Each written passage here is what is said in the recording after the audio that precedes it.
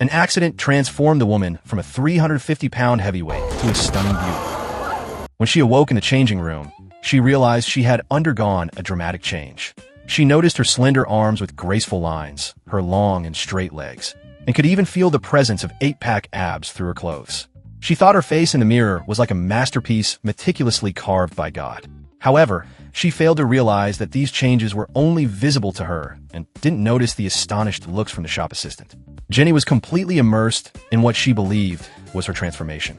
She immediately felt the benefits of her new figure. Once, she had always been anxious and insecure about her body.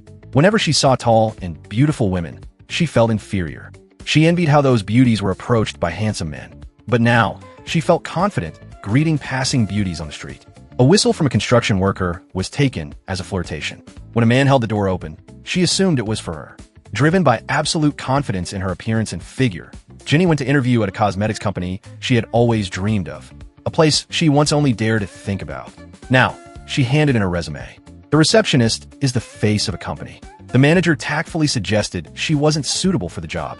Jenny didn't catch the hint and continued to express her ideas confidently.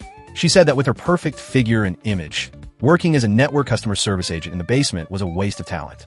She believed she was now well suited for the receptionist role. Her confident and sincere demeanor impressed the female CEO sitting nearby, who thought this girl was truly unique.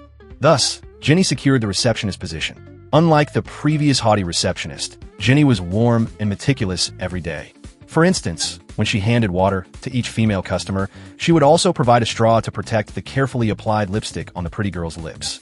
Of course, there were customers who questioned her appearance, but Jenny always misunderstood their intentions. Her confident and poised demeanor caught the attention of the female CEO's brother. As a playboy who had been around the block, he had never seen such a unique girl.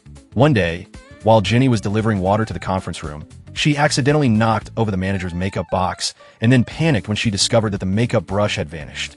CEO Grace kindly reminded her that the box didn't come with a brush and inquired why there should be a brush in the makeup box. Coming from a humble background, Jenny offered an insightful perspective. The company's high-end products didn't include brushes because customers would purchase more upscale ones separately. The box she had just knocked over was for the secondary line aimed at the lower-end market, whose target customers had the opposite needs. This small detail further impressed Grace. Meanwhile, Jenny's love life was also evolving. One day at the dry cleaners, a man simply asked her what number she was in line. However, she narcissistically thought he was flirting with her and didn't give him a chance to explain, instead taking the initiative to exchange phone numbers with him. Naturally, she didn't receive a call for a date, but confident Jenny assumed that the man was too intimidated by her beauty to make the call, so she took the lead in inviting him out. The man, driven by curiosity, accepted the invitation. While shopping, Jenny noticed that a bar was holding a bikini contest. Then, under the man's astonished gaze, she rolled up her shorts and turned her short sleeves into a bow. The man asked in shock, "Are you really going to compete?" Amidst the man's awkward and embarrassed look, Jenny confidently waved and introduced herself on stage, then performed a passionate and self-assured jazz dance. Feeling great about herself, Jenny turned the competition into a personal celebration, which completely energized the atmosphere. Unlike the other contestants who were trying to please the audience, Jenny was showcasing her true self. The man was also captivated by the radiance she exuded.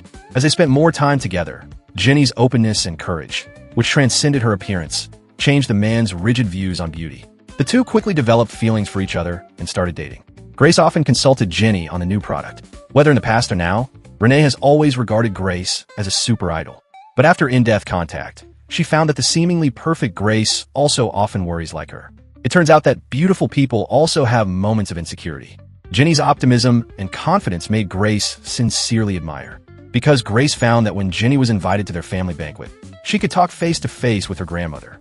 Her accurate grasp of consumer psychology also won the praise of the two generations. She was then invited to give a speech at the new product exhibition. If the exhibition was successful, she would be appointed as the product manager of the secondary brand. Everything seemed to be moving in a positive direction. However, this was just a prelude to the shattering of illusions. While Jenny was meticulously preparing her speech at the hotel, Grace's brother knocked on the door.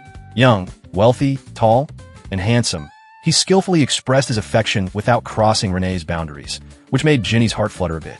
But the notification of a message from her boyfriend brought her back to reality. She hastily made up an excuse to get the man to leave. Just as she turned on the shower to clear her head, an accident happened. When she awoke from the steam-filled bathroom, Jenny had an ominous feeling. She stood in front of the mirror and took a good look at her face, finally coming to terms with reality.